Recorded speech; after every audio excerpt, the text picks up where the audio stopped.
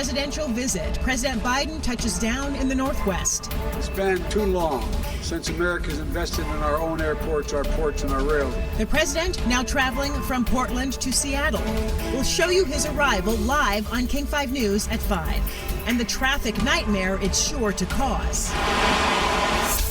We see more traumatic things than most people would ever consider in their lifetime. Prioritizing mental health. We can see that in a week or month. The unlikely source guiding law enforcement agencies dealing with post-traumatic stress disorder. You can understand the building in a way you just couldn't before. 60 years in the making. We're celebrating the Seattle staple that started as a doodle.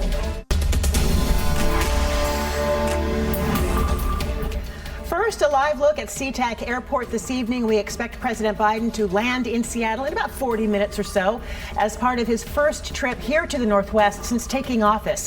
His visit coming just ahead of Earth Day tomorrow. The president was in Portland just about 15 minutes ago. This is Air Force One taxiing away. His focus there was infrastructure spending, like an earthquake-resilient runway at Portland International Airport. Glad to have you with us tonight. I'm Greg Copeland. I'm Joyce Taylor. The president's focus while in Seattle, the climate and prescription drug costs. We're covering it all for you tonight with Shante Sumter, Erica Zucco, Chris Daniels. Our team coverage begins with King 5's Sebastian Robertson live at SeaTac tonight. Sebastian. Hi, Joyce. The White House scheduling 50 minutes for the flight from Portland up north to Seattle. The president boarded a little after the scheduled departure time of 4:25. We are told he and his staff are en route to Seattle. Here are some images from the visit to Portland as the president makes this tour of the Northwest. We know that the president visited the Portland International Airport to highlight critical infrastructure, talking about an earthquake-resistant runway there was one of the talking points he made there as he works to make this pitch for more resilient infrastructure across the United States. Once the president arrives in Seattle, he'll have a full day ahead of him tomorrow. Chris Daniels will have more on that coming up a little bit later in the show. Meanwhile, the president will be flying on Air Force One, that 747-200. That's a highly modified Boeing aircraft. It has the 4 engines on it. Pretty incredible to see arrive in person. If you are able to get outside and take a look into the skies, you should see it hopefully in the next 15 to 20 minutes here as the president arrives in SeaTac. We'll be carrying that live here on King 5 at the Seattle-Tacoma International Airport. Sebastian Robertson, King 5 News. We'll get back to you shortly. So the president's visit is shutting down parts of I-5 right now, right in the middle, of course, of rush hour. Shante Sumter joins us now to walk us through the areas that are going to be most impacted. Well, Joyce and Greg, right now, WashDOT has shut down the cameras on I-5, so it's black. So that means we're getting close to that closure. So we do expect that near SeaTac, we're going to see some road closures and delays in that area. So if you're going to pick someone up or if you're leaving, you can look for that. Also, we already are seeing those closures down in the downtown Seattle area near the West End on 5th Avenue. So between Lenore Street and Olive Way and Westlake Avenue. Also portions of Denny Way, 4th Avenue, Lenore Street, Virginia Street, and Pine Street all blocked at the moment. So what you can expect is heavy congestion in the Seattle area. Soon we're going to be dealing with temporary closures of the freeway system. And then you're going to see more commuters on Pacific Highway, because usually when a president or some type of dignitary comes to town, we see a lot of folks start to head out there to avoid I-5. Also, another thing to keep in mind, you're going to be dealing with some delays on those transit service. So Sound Transit, King County Metro, if you usually take that service into the downtown area, you want to check those rider alerts. That's also your best option if you're planning to come to the Mariners game tonight. Shante, thank you. So the president is about to arrive, and as you can imagine, security is extremely tight. He is going to be staying overnight in downtown Seattle, and King 5's Erica Zucco joining us live from outside the West End. What are you seeing down there right now, Erica? Right, Joyce. Well, we witnessed those closures that Shante was talking about in person. Of course, as you mentioned, all of that because of security. And you can see there's really a large presence here. We're over near 5th and Stewart, and you can see a few blocks here worth of security. There are a lot of Seattle Police Department officers on scene. Down there, you can see a tent that was set up, and all the security is majorly being coordinated by the Secret Service. I did reach out to a number of law enforcement agencies. Now, earlier today, we saw security all throughout the downtown area. In and traffic wasn't necessarily as bad as you might expect, but parking down here was really tough. We actually parked a few blocks away before we were able to come up to this area near the Westin to see what the security situation looks like. Now, for the most part, people are still able to walk around this area, but they do have several security checkpoints that are set up, especially right in front of the Westin. We saw people who were trying to go that are staying at that hotel. They had to check in and give their information in order to do that. So we know there's really tight security right now, and we can potentially expect that to ramp up throughout the evening. I spoke with a couple officers on scene who say that they expect to be here all throughout the night. Now, for a little more on what we can expect to hear from the president, we want to send it over to my colleague, Chris Daniels. Yeah, Erica, the president talked about infrastructure down in Portland, and after a stop at a private fundraiser here in Seattle, he will talk about two different issues, two different stops on Friday. It doesn't matter who the president may be, these kinds of visits are usually well scripted, and this one will be no different. White House Deputy Press Secretary Chris Marr. On Earth Day, we're going to be highlighting the progress we've made in terms of battling climate change. Multiple sources say that morning event at Seattle's Seward Park will involve an executive order.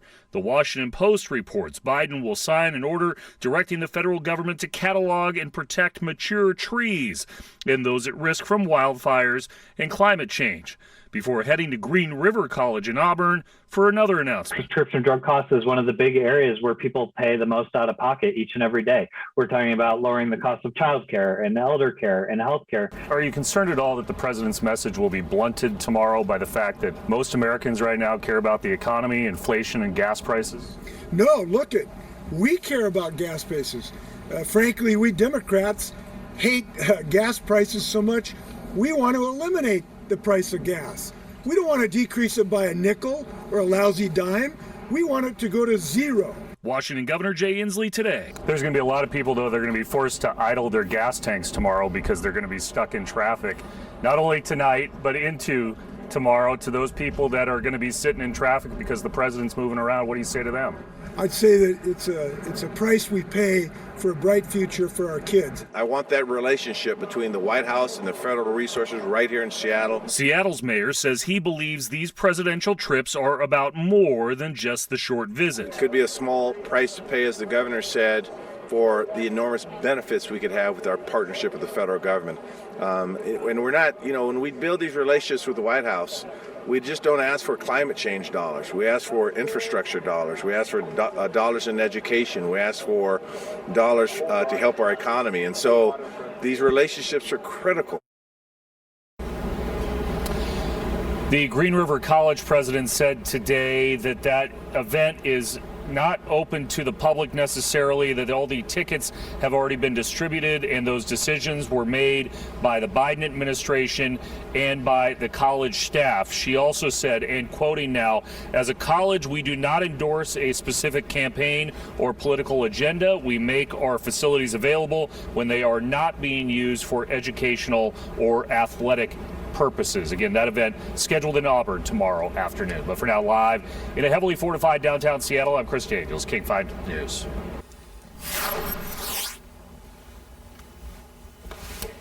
So again, the president should arrive at SeaTac by about 5:20 in less than 15 minutes, and we'll bring that to you live when it happens. After that, we will follow the president's motorcade, so make sure you stay with King 5 through the evening. Good evening, everyone. Hopefully you've enjoyed your Thursday. The weather again back and forth. Sunshine, rain, and a few storms. And we're seeing one of those showers move through Olympia right now. Looks like some heavier downpours associated with that. But that's now going to be heading northward. But a bit of a cool down with it. Temperatures back down into the 40s, while other areas which haven't really seen the rain recently are still holding on to the 50s. We're noticing some showers, even a storm moving now north into the Cascades. One particular cell just east of Monroe, that's heading up towards the north into the east. And then some heavier rain around Snoqualmie and Issaquah, while seeing a lot more of that thunderstorm activity. While we're noticing that across the eastern part of the state, things should be quieting down on into the night. So we'll have a few showers as we head out to the Mariners and Rangers game. Temperatures starting off in the low 50s, dropping into the 40s. We'll talk about the drier weekend ahead, plus when we could see some of those 60s coming up. Just the cumulative stuff over years and years and years of going from one tragedy to another and just letting it pile up and not addressing it. Law enforcement agencies are getting support from the state to help officers deal with the stresses of the job. More than 20 agencies just got state grant funding to help law enforcement officers process the trauma of the job. As one sergeant tells King 5's Drew Mickelson, the help could prevent officer suicides. Murders involving children, deadly car crashes, search and rescues that get co-workers seriously hurt. We see more traumatic things than most people would ever consider in their lifetime. We can see that in a week or month. Mason County Sergeant Trevor Severance has responded to stressful scenes for more than 20 years. He says it never really bothered him until he shot and killed someone in 2015. He was cleared of any wrongdoing, but his wife and friends said the shooting changed him. And he says, I don't know what's going on, but your wife called and you need to talk to somebody. And that's where I started to realize that I didn't see it, but everybody else did. More than 7 years later, he still suffers from post-traumatic stress disorder, something he says law enforcement officers often struggle with in a workplace where asking for help is hard. We have to be strong for everybody else, and we don't want to show weakness. And it's in our own egos and in our own industry. It's just been, you're just tough, suck it up, deal with it. The state legislature wants to change that and is offering grant funding to law enforcement agencies to offer more mental health support. Mason County is using the funding to improve workout facilities as a way to encourage physical well-being. The money will also be used to offer counseling to deputies in need. I'm better at recognizing when I'm having struggles and when other people are having struggles. While Sergeant Severance is still dealing with what he's seen on the streets, he's also helping younger coworkers learn how to process it all. To where they're not carrying 20 years of tragedy and then having it all come out at once, usually in a negative way. The Washington Association of Sheriffs and Police Chiefs will also be getting $1 million next year from the state legislature to work on an app to give to law enforcement officials so they can contact mental health professionals without their superiors knowing. That is something Sergeant Severance says is still a problem. In Olympia, Drew Mickelson, King 5 News. Well, still ahead, the president is scheduled to land at SeaTac shortly. We are following the arrival and the impact on your travel day next. This is a live look as Air Force One makes its way into SeaTac Airport, about ready to land here any moment. We thought it would be late by about 15 minutes after it departed from Portland International a little bit late, but they have made up the time, and Air Force One is touching down at SeaTac right now. Much more on the president's arrival and his time here right after the break. You're watching King 5 News at 5.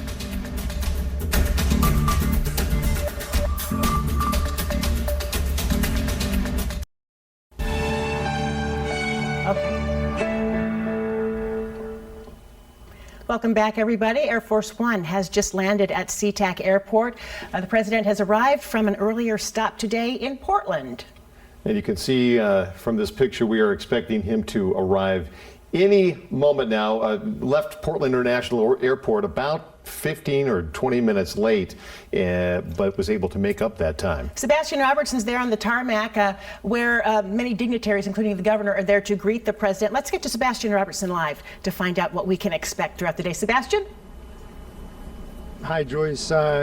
Plans are underway to welcome the president here at SeaTac. Air Force One touchdown just a couple of minutes ago. As you watched live on King 5, our cameras were there capturing that. And for such a large aircraft, such a large and impressive 747-200, it almost seemed like it touched down quietly here, as all you could hear was the cameras snapping as it touched down, making that approach from the north to SeaTac.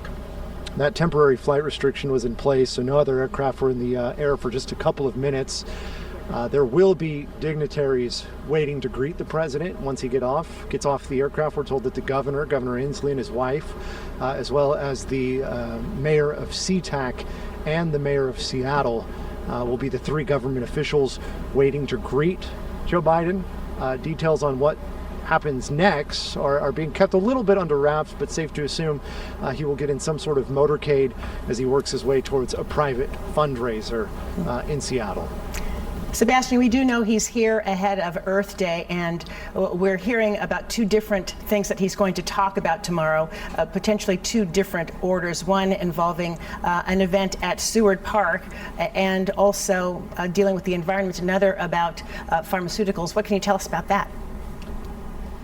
Well, the president is really on a tour of the Northwest. As you can see, he started in Portland, where he talked about the importance of critical infrastructure as he tries to pitch his plan. I believe you can see Air Force One kind of coming up over the horizon here as they taxi to the ramp here with Secret Service agents waiting to marshal in the massive 747. Tomorrow, the president and his staff have a full day ahead of him. We are told there will be some form of executive order regarding old growth forest protections. That's tomorrow.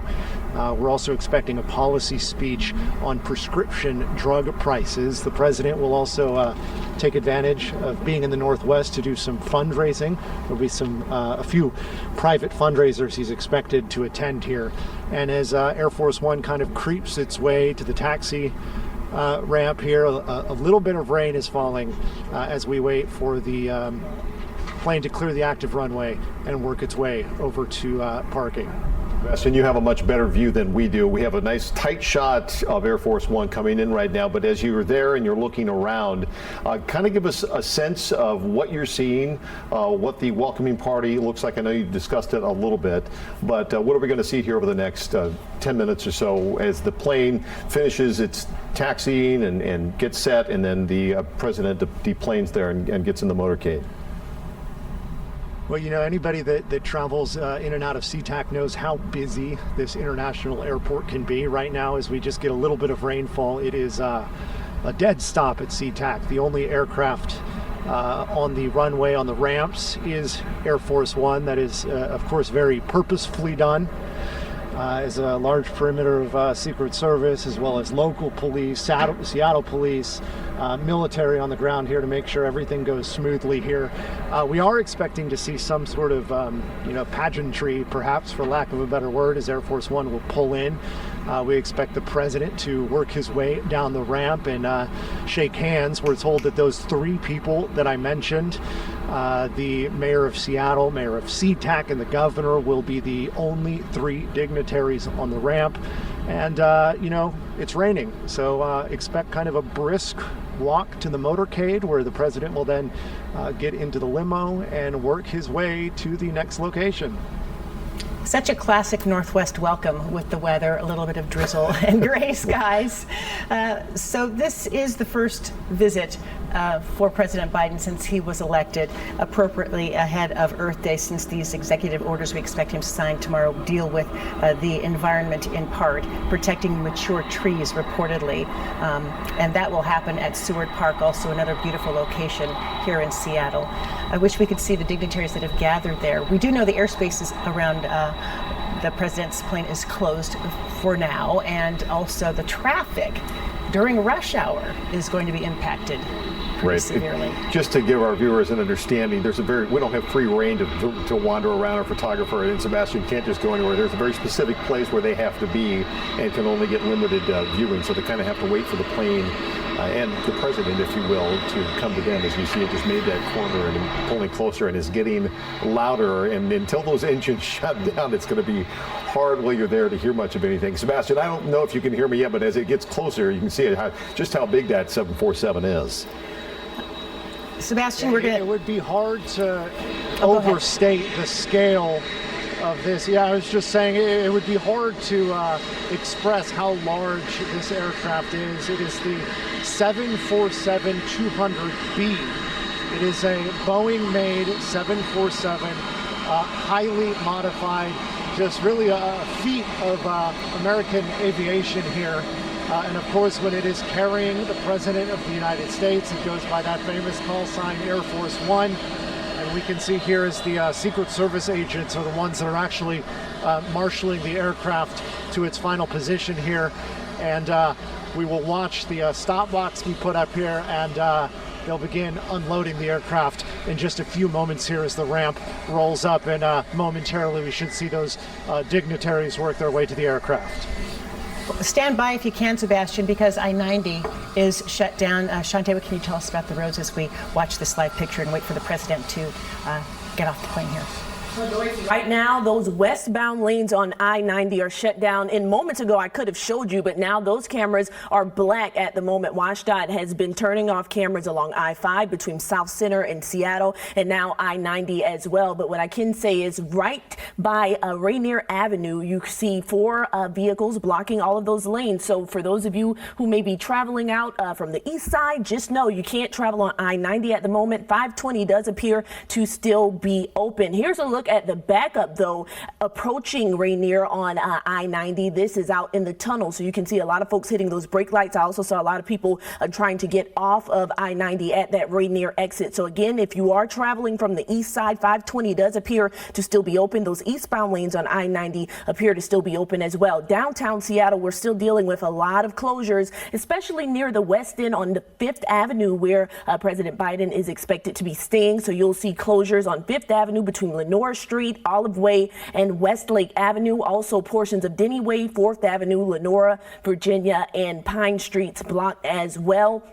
So you're going to be dealing with a lot of congestion coming into the Seattle area. We are seeing that congestion now on I-90. 520 is backed up as well. Especially it's going to get worse as folks try to avoid I-90, and those temporary closures on I-5, I imagine, will start any minute now. So I'll get some more information on that. If you are heading out, Highway 99 will probably be your best option. Usually when we get different dignitaries or presidential visits, we usually see a lot of folks take Pacific Highway to avoid that. So far, it's still clear there, but if you are heading to the Mariners game today, we know that starts at 6:40. Public transit would be your best option. Also expect some of those routes to be rerouted on Sound Transit as well as King County Metro. Go ahead and check those rider alerts because as you can see, a lot of routes will be affected, and that will go on until 4 p.m. tomorrow. Thank you, Shante. Let's take again this full live picture. The president's about to get off Air Force One, which has just arrived from Portland, a little bit ahead of schedule, earlier than we were expecting it to. He's going to be getting into a motorcade heading to downtown Seattle. And the roads, as Shante said, are going to be shut down while that motorcade is in progress. Also on a game day when a lot of folks have gathered at T-Mobile Park. They gave a nice little buffer there. They planned 50 minutes for that flight. It was supposed to leave, I believe, at 4:25 from Portland and arrive here at 5:15. They left there about 4:45, so almost 20 minutes late. But it took them, about a half an hour to actually get here. We saw them touch down right at about 11 or 12 minutes after. So kind of pulled in right as they scheduled. And now he's going to have to deal with the rainy Pacific Northwest. Tonight, not a whole lot of fanfare. The most interesting part is probably shutting down all the freeways, and that's the biggest impact we're going to see for people. There is a Democratic fundraising event that he'll be at tonight that is closed to the press, and then tomorrow for Earth Day are those big events that we've been talking about. Yeah, you might be wondering, why is he here ahead of Earth Day? And we were listening to Chris Daniels reporting earlier that there is a morning event that's reportedly going to involve that executive order that he's going to sign at Seattle Seward Park, reportedly to direct the federal government to catalog and protect mature trees and also those at risk from wildfires and climate change. And then he's expected to go to Green River Community College, where unfortunately it's not going to be open to the public. Tickets are just not available for that, but he's expected there to focus on prescription drug costs. And so 2 big events really planned for here in the Northwest during his stop ahead of what is a big deal around the Northwest, which is Earth Day. But again, his first trip here to the Northwest since he was elected, and dignitaries there, including Governor Jay Inslee and others on the tarmac to greet him. Fitting, there should be a little bit of rain here a day ahead of Earth Day for spring in the Northwest. And we should see the president coming through that door here momentarily. The question is, how long will he spend actually on the tarmac before he hops into the motorcade and is whisked away? Because they are on a very tight schedule and places to be. There he is. Should get a wave here momentarily, come down and shake some hands, and then he will be gone fairly quickly, depending on how much rain that is. Sebastian, what are you seeing out there right now?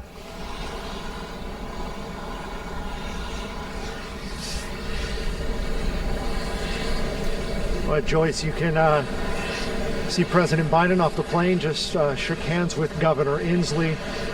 We're told that Bruce Harrell, the mayor of Seattle, in the line of dignitaries, as well as the mayor of SeaTac. all three of them with their spouses as well, as President Joe Biden gets a nice rainy welcome. And right as I say that, a little bit of sun poking through these northwest clouds as Joe Biden and Air Force One making the very quick trip from Portland to Seattle. That's the beauty of being the President of the United States. You don't have to worry about other commercial aircraft as it's likely cleared direct into Seattle. You can see him there on the tarmac. We saw Mayor Bruce Harrell and Joanne Harrell there on the tarmac, and you said also the mayor of SeaTac along with Governor Jay Inslee.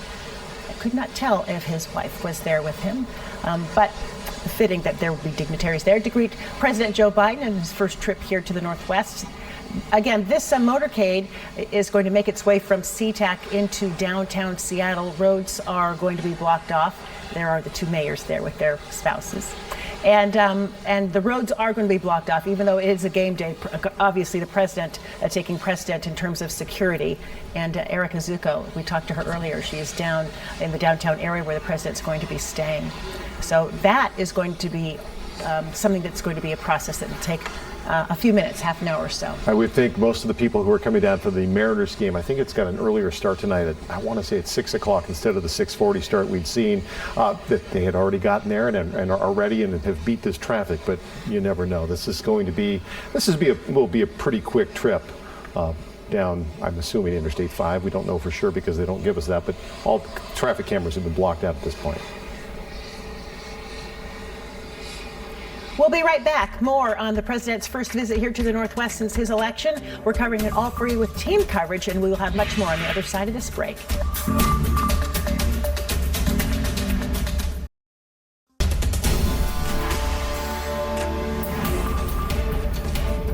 About 20 minutes ago or so, the wheels of Air Force One touched down in Seattle at SeaTac Airport. The president is now here, one day ahead of Earth Day, in his very first visit to the region since taking office. And of course, it is about, 5:30 here on a Thursday. The visit is going to have an impact on drivers on I-5 during peak rush hour. It already is having an impact. Parts of the interstate closed because of the president's arrival. So let's get back to Shante Sumter to tell us what's changed in the past half hour or so. Shante.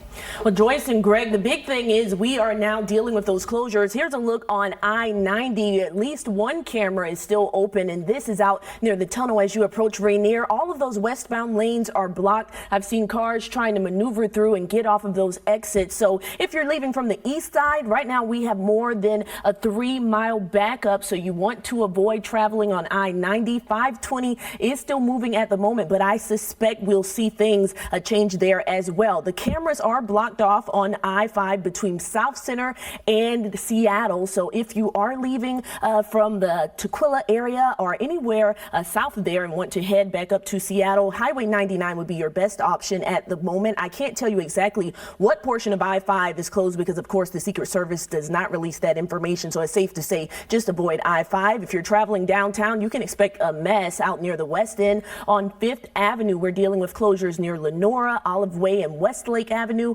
Also, portions of Denny Way, 4th Avenue, Virginia Street, and Pine Street closed as well. So as I've mentioned, expect heavy congestion in the Seattle area. We're now dealing with those temporary closures of the freeway system, and you should see more commuters on Highway 99. Okay, Shante, thank you. We are working to learn more about the president's message for the Emerald City ahead of Earth Day. Again, we do know one of his stops tomorrow will be at Green River College. We have you covered, of course, throughout the evening and into tomorrow on air and online. We will have up-to-the-minute information as the president does make his way through the Northwest over the next couple of days. So this morning, before the president boarded Air Force One, he announced another $1.3 billion in military and humanitarian aid to Ukraine. Susan McGinnis reports from Washington, D.C. With Russia intensifying its attacks on Ukraine, President Biden today announced a new $800 million military aid package. This package includes heavy artillery weapons, dozens of howitzers, and 144,000 rounds of ammunition to go with those howitzers. It also includes more tactical drones. Along with military aid, the U.S. will provide additional economic support, a ban on Russian-affiliated ships from U.S. ports, and a new program to help Ukrainian refugees come to the U.S. Assistance Ukraine badly needs to defend itself from Russia's unprovoked invasion. In Mariupol, troops and civilians remain holed up in a steel plant, many injured and lacking supplies. The only law in this city is the Russian occupiers with automatic guns. Russian President Vladimir Putin declaring victory in Mariupol. There is no evidence yet that Mariupol is completely fallen. In the east, Russia making slow gains. The mayor of Luhansk saying Russia now controls 80% of that region. Experts say Ukraine has a mammoth fight in front of it. They're going to have to strike the Russians hard and deep. The Russians have massive artillery. But with new help on the way, the White House says Putin will fail at his ultimate goal. He will never succeed in dominating and occupying all of Ukraine. Words of confidence for a nation with much need and little time. In Washington, Susan McGinnis, NBC News. At last check, the evacuation of civilians in Mariupol was going very slowly. The Ukrainian deputy prime minister is apologizing to those still in the area, adding, quote, "We will not give up trying to get you out of there." Well, Pierce County has sold nearly 3 acres to the city of Tacoma to be developed as mixed income housing, with at least 80 units reserved for lower income households. King 5's Lionel Donovan is in Tacoma tonight with more on that sale. Lionel. Good afternoon. Well, I'm actually at the site now, and Pierce County Council Chair Derek Young says that this is ideal for a housing development because it's right along the bus route. The Tacoma Community Redevelopment Authority is also a part of this sale, and they'll be helping with the housing development. And both say that the city and county will be better off. Pierce County recently sold 2.9 acres of land along Pacific Avenue to the city of Tacoma. The land is meant to be used for residential development, but the sale comes with a key requirement. At least 2/3 of the units developed will be set aside for those with a household income that does not exceed 80% of the area median income. Derek Young says the sale falls in line with the county's larger goal of providing desperately needed housing for its residents. The idea is to repurpose these properties for either affordable housing projects or mixed income projects or even mixed income and mixed use. Kimber Starr of the Tacoma Community Advisory Board says this is needed for Tacoma. We are 20 years behind the number of units that we need to serve the populations that we now have. Starr says this approach may address a systematic flaw in Tacoma's housing situation, and this project may help create a safety net for Tacoma's most vulnerable before the bottom falls out. When you're not able to buy something, you rent down. And that means that there is, there's a price point that's only available to certain people within a certain income. So then they have to rent down. And what ends up happening is that if enough people are renting down, the people at the bottom get pushed out into the streets. This sale also authorizes the property to be used as a temporary shelter site, a move that Young says is critical to addressing the county's immediate need for housing. The reality is we have a crisis on our hands. We need to get as many people into some sort of safe shelter, safe housing as possible, as quickly as we can. Living on the street simply is not safe for the people who are unhoused, and also it creates problems for everyone else. Now, there's no word yet as far as the type of shelter that will be set up at this site, but the authorization will be in effect until December 31st, 2023. But for now, we're live in Tacoma. Lionel Donovan, King 5 News. Starbucks workers at the Reserve Roastery on Seattle's Capitol Hill have approved efforts to unionize. They join workers from nearby Broadway and Denny, who last month became the first to unionize on the West Coast. And then just last week, workers at the 5th and Pike location, as well as East Lake Avenue, went on strike, claiming Starbucks is threatening workers and retaliating against union leaders. They say staff is overworked and underpaid. Our message is that we're united. We're here. We want to work, and we want to have basic rights when we are working. A rally and march, they're both planned for Saturday on Capitol Hill at Cal Anderson Park in support of union efforts.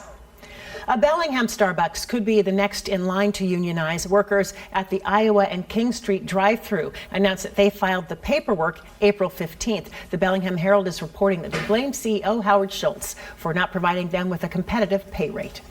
Apple Store employees in Atlanta are fighting for better pay. Apple workers at a local mall have filed for a union election. If they succeed, they would be the first group of retail employees at Apple to do so. A labor union representative says they have been denied a living wage, cost of living adjustments, and fair stock options. Air quality in the U.S. is dropping. The American Lung Association says the nation had a record high number of very unhealthy and hazardous days from 2018 to 2020. Pollution levels had fallen for 23 years prior to that. We are seeing that low air quality locally as well. Whatcom County has a failing grade for its air quality for a second straight year. It also ranked among the top 25 most polluted counties in the United States. Main cause is wildfire smoke. And wildfires are already burning to our south tonight. One of those is the tunnel fire near Flagstaff. Just this afternoon, Arizona's governor declared a state of emergency for that area impacted by the flames. Tonight, that fire is 0% contained. I cried driving away because you just don't know. You don't know if you're going to come home to anything. We're going to make it through this, and then we're going to be there for those who are in the next tragedy, and we'll be able to help them because that's what people do. And by the way, we did check the state DNR tonight. Its website did not indicate any active wildfires burning in Washington state. Well, with President Biden in town, let's get back to Shante Sumter and talk about the impact of traffic tonight.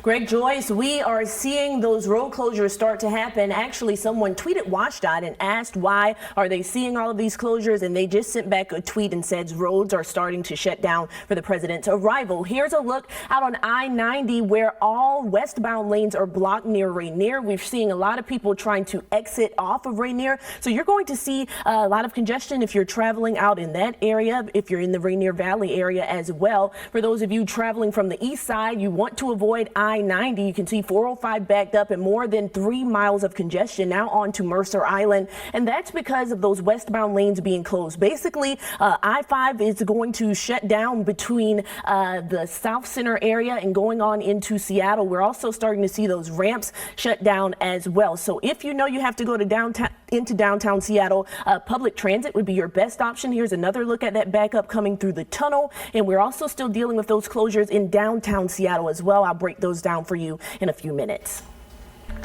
And still ahead tonight, we introduce you to the 12th grader trying to raise awareness for the Rwanda Girls Initiative in Bellevue. And we have warmer and sunnier days ahead for the weekend. We're talking 60s. We'll let you know how well we get into the 60s coming up. Well, the president lands in Seattle one day ahead of Earth Day. You're looking at video of him landing and then walking off Air Force One just a short time ago. We're working to confirm where and when the president will speak tomorrow. Sources do confirm with King 5 one of the president's stops will be at Green River College in Auburn. Our coverage of the president's visit continues through the evening and through tomorrow. Be sure to stay with King 5 News for that. A high school senior from Bellevue has raised more than $85,000 to support girls' education in Rwanda. King 5's Chris Cashman met up with her today as she prepares for her latest fundraiser. Yeah, hi there from downtown Bellevue Park, where people are slowly but surely reintegrating back into the wild. Outside season is here. And in fact, a local high school senior is hoping that you will get off the couch and join her for a unique fundraiser 1 week away. And boy, is she earning it. Fresh off of a broken leg, she is hosting a fun run, all in an effort to support some young women just like her, 8,000 miles away. So RGI is Rwanda Girls Initiative. It is an organization that has a girls' school in Rwanda called Gashora Girls School. And Gashora Girls School is a boarding school in Rwanda for high school age girls to help eliminate some of the barriers to education, like traveling and having money for food and clothes, and help create a safe environment for girls to learn. I'm unstoppable. I'm a Porsche with no brakes. I'm invincible. And these girls are absolutely amazing. I got the opportunity to go and visit them when I went in 2017. In Rwanda, only 30% of girls go on to high school, and then from that, 15% graduate. And it's very sad because only 2% of those girls who graduate end up going on to college, whereas 94% from Gashora Girls Academy end up going on to college. And I want to help support that school that's helping get these girls to college because, as the slogan says, you can educate a girl, inspire a community, transform a nation. Rwanda is over 8,000 miles away, but Rwanda Girls Initiative is actually Bellevue-based. It's right here in our backyard, and you're hitting the streets to support them. This year, we're very excited that we're going to be able to host another in-person event for the RGI 5K Fun Run. And in the past 3 years, we've raised over $85,000. We're going to have food truck, we're going to have coffee, music, DJ, warm-ups. It's going to be super fun and exciting event to try to get people out of their homes post-COVID. We're excited to have everyone in person and have an amazing community event this year. So please come out and support. Great work there, Sophie Sharp. All right, a live look at the Space Needle tonight. We are celebrating its 60th anniversary. So many more buildings around it than were when it was built. Let's get to Adam right now. Some rain, at least off and on, for people who want to see it in person. It sounds like, anyway. Right, yeah. We're starting to see a wave move northward right now. And just like you were saying, Joyce, a very welcome, wet welcome for the president here as we are starting to see those showers now pick up across the Seattle area. The rain, though, we just got a drought monitor release early this morning, and it does show here everywhere across western Washington we are clear. So soil's in good condition. Even saw some improvements across eastern Washington, although we can do a little better here. Hopefully some rain that we're expecting over the next week or so could start to eat away at some of that too. Rainfall amounts today about 1/10 of an inch in Seattle, about 1/10 of an inch also in Tacoma, coming in at about 1/3 for Olympia and in Shelton, while at 1/4 in Hoquiam. Higher spots out along the tip of the Olympic Peninsula where Quileute we've come in at about 1/2 an inch. We got the cloudy skies and we have a temperature in the mid-50s, so slightly warmer than yesterday. The icon deceiving. It's not sunny right now. We are seeing the clouds and the rain move on through. South winds coming in at about 11 miles per hour. For current temperature increase from at this point yesterday in Tacoma. We're up by 5 in Bremerton and up by 6 in Everett. So again, it was a slightly warmer afternoon, and that brought a lot of our temperatures in the mid to upper 50s. Now with some of the rain moving through, that's starting to cool things down again around Olympia. Around 48 currently, 52 in Tacoma, right now at 50 degrees in Puyallup. So the rain's going to come through, and that's going to cool things down quickly. Also, to go along with some of these showers, we've had a few areas of lightning and thunder moving, seeing one just move now north of Highway 2. That's making its way up into the mountains.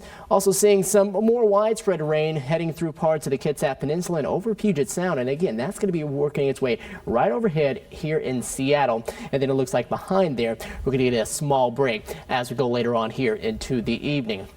Shower activity along the coast will be more off and on in nature. As we go on into the night, though, a lot of the moisture that's southward will continue to break down, and everything northward, too, will start to eventually dissipate, too. So we are going to see more of a drying trend as we head over the next few hours, as this area of low pressure starts to head southward. This guy right here will start to head eastward, and we'll get that break in between there for the next few days before our next larger system comes in by the time we head into the mid to latter parts of Sunday. So here we are tonight. You can see it. A lot of the activity pretty much done by about 9, 10, 11 p.m. tonight. We'll have the clouds stick around for early tomorrow morning, and it will be a bit of a cloudy start, especially across Puget Sound and for parts of the Kitsap Peninsula. Once we go into the latter parts of the morning and into the afternoon, sunshine back out, but it's also going to come with a flare-up of some shower activity expected then, too. Won't be quite as widespread as it was today, so you might be able to dodge it in a lot of spots. Tomorrow night, expecting to see more clouds across the area. Those will stick around into your early parts of Saturday, especially across the Kitsap Peninsula and Puget Sound again. But here we are into Saturday afternoon, 1 p.m. Gorgeous day shaping up with temperatures that'll start to warm up near those averages in the 60s. Tonight, chilly though, temperatures dropping into the upper 30s to low 40s. Tomorrow, not quite up to 60. We'll top off at 59 degrees for your Earth Day. We'll top off at 63 on Saturday with the sunshine, 61 on Sunday, but then the rain comes back in and that will cool us back down and keep us wet as we go throughout next week. The Seahawks held their pre-NFL draft press conference today. That's where Pete and John say a lot of things that really give no clue to what they'll do in next week's draft. Chris Egan's at the VMAC. For the first time since 2012, the Seahawks won't have to wait 3 hours to make a pick. They currently have the 9th pick, 4 picks in the top 72. General Manager John Schneider says that's helping to create a lot of buzz here at Seahawks headquarters. It's going to be different. We haven't experienced since the first year we were here. We had the 2 first-round draft picks, and so there's a lot of planning, a lot of thoughts that go through your head, a lot of different scenarios. There is definitely an excitement about this because there's only so many things that can happen. When you're picking 25th and 8th and 28th and down, there's a million scenarios. This is not like that. It's a little different. So there's a different level of excitement about the opportunity. But there's also a chance the Seahawks trade away the 9th pick. Trading down has become a norm with Schneider. In 2012, Schneider traded back for more picks and ended up with Bruce Irvin, Bobby Wagner, Russell Wilson, and others that helped the Hawks win their first Super Bowl. Schneider says this draft has the same feel, and like he did then, he will not focus on what the national media is saying about players. Sometimes you see, rankings or whatever, in the media, and we draft for our team. We don't draft for how the league feels about people. That's where you get in trouble. The Hawks currently have quarterbacks Drew Lock, Geno Smith, and Jacob Eason on the roster. And while they could still draft a QB, Carroll says Lock is already impressing. It's a new lease on life for him, and he's looking forward to taking full advantage of that. He's coming in with his competitive hat on and ready to roll. So it's going to be really exciting to see how he fits in. One more side note, Pete Carroll says the door is still open for Dwayne Brown to return. The Hawks are still working on possibly re-signing the free agent left tackle. At the VMAC in Renton, I'm Chris Egan, King 5 Sports. The Mariners are riding a 3-game winning streak. They go for a sweep of the Texas Rangers tonight. Over the last 60 games, the Mariners are 38-22, the best record in the American League in that span. Jared Kelenic will not be in the starting lineup tonight. They're sitting his left-handed bat against left-hander Taylor Hearn. Christopher Negron picked up his first win last night as the Mariners' acting manager. He's learning how much time it takes to prepare for games and says he's been leaning on Scott Service for guidance. I talked to him obviously before the game yesterday and all our calls. He was still part of every meeting that we have. He just wasn't physically there. We talked after the game. We talked this morning. So we've been on the phone a lot nonstop. He never realized what goes on behind the scenes. A lot of people putting in a lot of hours, and it's greatly appreciated. And I wish I knew when I was a player. I probably would have walked up and shook a lot more hands thanking them for all the work that they put in. Left-hander Taylor Hearn makes his third start for the Rangers. He's given up 4 runs and struck out 10 in 2 games. Marco Gonzalez goes for the M's. Marco is coming off a 7-inning, 1-run win in the home opener. The punishment has been handed down for this incident Wednesday in junior college baseball. Weatherford pitcher Owen Woodward leveled a player after he hit a home run off him. Woodward has been suspended for 4 games. He could also face expulsion from the school. The home run hitter, Josh Phillips, out of North Central Texas, got a 2-game suspension for taunting. The league also suspended every North Central player who ran onto the field and got involved in the fight. To the Zurich Classic, where Robert McIntyre lets rip with a tee shot he wasn't particularly pleased with. That soon changed as he gets the perfect roll for the ace. McIntyre and partner Martin Laird are 7 shots back of Patrick Cantlay and Xander Schauffele. U.S. Soccer announces today the Sounders will face San Jose in the U.S. Open Cup. That's Wednesday, May 11th at Starfire. Old guys like me need to read the prompter, and sometimes it runs away from you, so there you go. I feel your pain. We're all feeling it. Thank you. You're not, youngster. Getting there. Thanks, Paul. Whatever, Copeland. We'll be right back. Okay, let's get a final check. The traffic impacted by the president's visit. Shantae? Well, Joyce and Greg, what a difference a few minutes can make. Now those westbound lanes are open on I-90. The cameras are still blocked out on I-5, so I can't tell you which portions of that is still closed, if any. 520 also backed up. Here's a look at what you'll see westbound. So if you're leaving from the east side, prepare for delays. If you're coming into downtown Seattle, try to avoid I-5 at the moment. We'll have more on these closures coming up at 6:30. Shantae, thank you. And of course, he'll be moving around tomorrow as well, so be ready for the traffic closures again. That's going to do it for King 5 News at 5 o'clock. Of course, we have the news at 6:30 and 7 ahead for you after NBC Nightly News with Lester Holt. Thanks for watching tonight. We'll be back shortly.